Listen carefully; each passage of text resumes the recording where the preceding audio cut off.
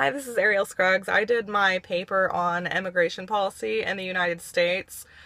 This is a popular subject that is discussed among peers in school, on the news.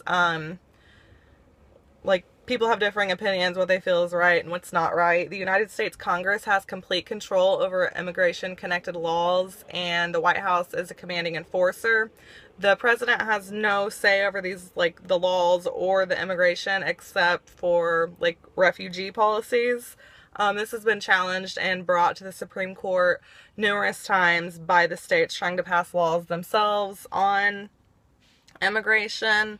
Sometimes they go through, sometimes they don't. The history on immigration in the United States, it started federally in 1952 under the Immigration Nationality Act.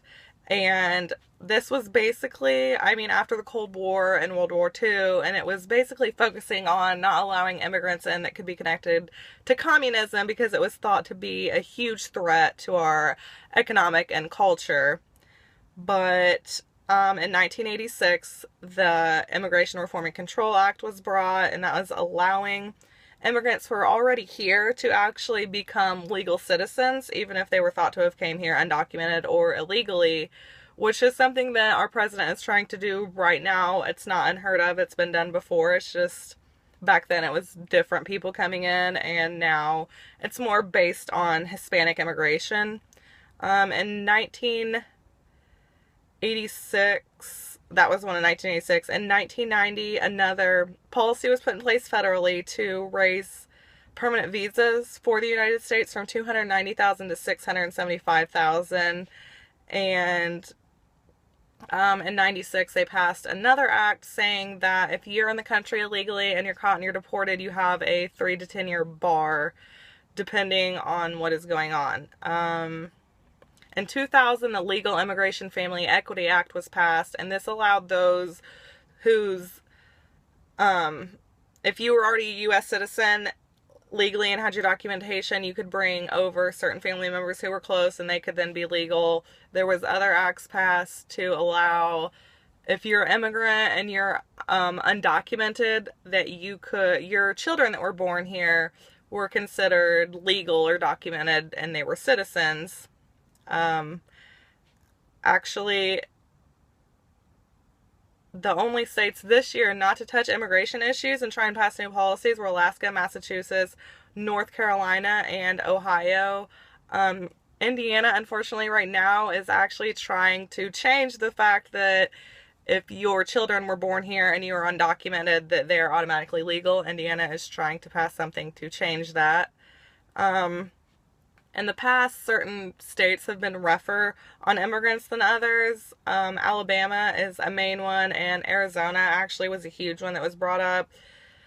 It's passed SB 1070, which was very discriminatory on undocumented immigrants, and even documented ones were harassed.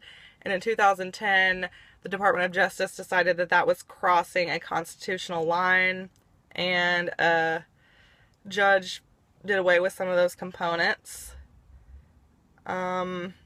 Alabama has been known to be the toughest state on immigration, and the federal government now has blocked some of their policies, but in the past they were included making it a criminal act not to register your immigration status.